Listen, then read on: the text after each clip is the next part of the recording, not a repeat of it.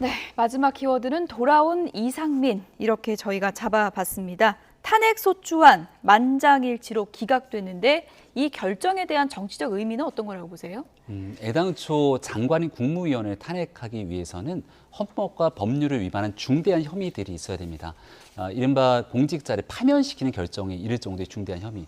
이것이 실제 탄핵 조건으로 이상민 장관 탄핵이 어렵다는 걸 민주당이 모를 리 없었고 많은 전문가들이 실제 탄핵으로 이루어지기 어렵다라고 생각했지만 169석 의석이 갖고 있는 힘을 남용해서 정치적인 주장을 펼치듯이 탄핵을 가결시키면서 국정 운영에 마비를 가져왔거든요. 결국은 헌재에서 만장일치 판결을 내렸다는 건 민주당의 탄핵소추 가결 자체가 잘못됐다는 반증 아니겠습니까?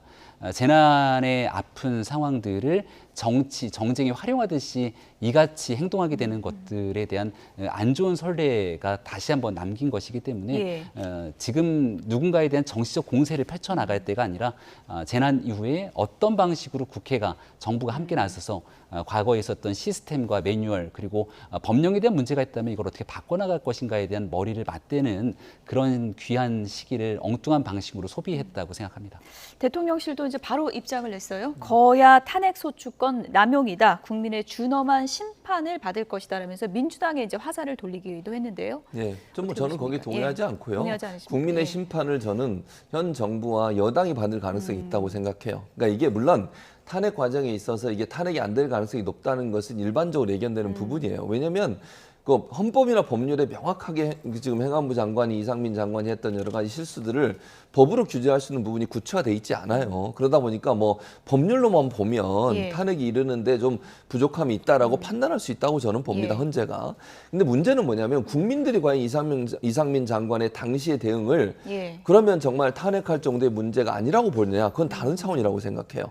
그리고 이미 이전에 탄핵을 하기 전에 그냥 탄핵을 바르고 한 게 아니고 해임 건의안이 국회를 통과를 했어요.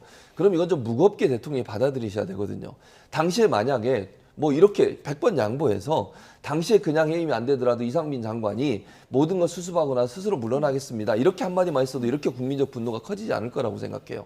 그리고 어제도 그 헌재 앞에서 우리 피해자 유가족분들이 얼마나 두 분이나 실신해 가시면서 얼마나 분노를 표현했습니까? 그게 국민적 공감대인데 정무적으로 책임을 져야 되고 윤리적으로 책임을 져야 될 장관은 그대로 자리에 앉아 있고 저 밑에 있는 소방관이나 경찰관만 처벌받고 어느 누구도 고위공직자는 처벌받지 않는 이 태도에 대해서 국민들이 분노한 거 그걸 표현하는 방식 해임 건의안으로 했는데 안 되니까 결국 국회가 그러면 국민의 민의를 받들어서 탄핵안을 낸 거예요. 그거 자체에 대해서 문제가 있다고 보면 안 된다고 보고요. 헌재의 판결은 존중하지만 국민들의 마음속에는 아직도 이상민 장관에 대해서는 상당히 많은 부분 부정적인 여론이 많다 하는 부분을 좀 아셨으면 좋겠어요. 민주당은 기각 판결 이후에 그래도 책임에서 자유로울 수 없다 이렇게 주장을 했고요. 국민의힘은 민주당이 탄핵병에 걸렸다 이렇게 비판을 했습니다. 들어보시죠. 특히 행안부 장관의 장기 공백은 이번 수해 피해와 같은 재해와 재난을 예방하고 국민을 보호해야 하는 행안부 본연의 업무에 큰 지장을 초래했습니다. 재난안전중후부처는 행안부의 손발을 묶어 정작 재난 상황에서 책임을 다하지 못하게 만든 것은 바로 민주당입니다. 국민 피해를 가중시키는 민주당의 습관적 탄핵병, 반드시 죗값을 치러야 할 것입니다. 행안부 장관이 탄핵되지 않았다고 해서 모든 책임에서 자유로울 수는 없다 하는 것이 헌재 결정문에도 나와 있고 대통령실이 반헌법적인 행태다. 국민의 준엄한 심판을 받을 것이다. 뭐 이런 입장을 내렸습니다. 이거에 대해서. 탄핵은 헌법에 보장된 제도입니다. 탄핵이 기각됐다고 해서 탄핵을 추진한 것이 반헌법적 작태라고 하면은 어떠한 헌법에 규정된 행위를 국회가 해서는 안 된다는 주장과도 같은 얘기가 될 겁니다. 무리한 얘기다 이렇게 봅니다. 네, 기각 결정에 대한 여야 해석이 상당히 엇갈리고 있는데 이상민 장관은 다시 업무에 복귀를 했습니다. 어제 바로 수해 현장으로 갔더라고요. 네, 지금 있는 수해 대응 예. 그리고 재해 복구 등에 대해서 주무부처의 책임기관의 장이기 때문에 이상민 장관이 할 수 있는 모든 역량을 다 투입하겠다는 의지를 표현했다고 봅니다. 장관의 공백 상태이기 때문에 중대본의 본부장으로 장관이 없는 상태, 차관이 진두지휘하기에 어려운 시절이 좀 있었을 겁니다. 이런 공백들이 없도록 아무튼 지난날 있었던 일들보다 앞으로의 미래에 대한민국 안전을 책임지겠다는 의지를 피력한 것이고요.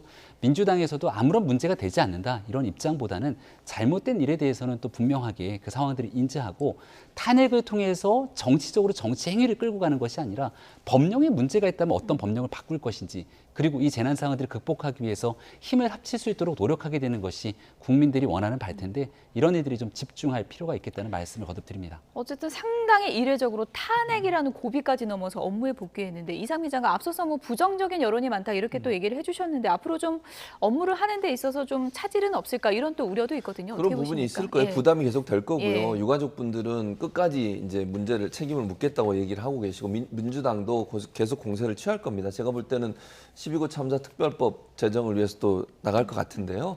이상민 장관은 더 겸손하게 그리고 저는 사죄도 해야 된다고 생각해요. 어제 그 결과가 나왔지만 헌재에서 그런 결과가 나왔으니까 나는 면죄부를 받았다 이렇게 생각하시면 안 돼요. 예. 그거는 국민적 공감대를 절대로 얻을 수 없습니다. 어쨌든 12구 참사에 대해서 주무장관으로서 책임이 있다고 하는 부분을 명확하게 얘기하고 유가족들이 말씀하시는 그런 부분에서 공감할 수 있는 그런 어떤 반응 또 사죄 이런 부분이 반드시 있어야 한다고 생각해요.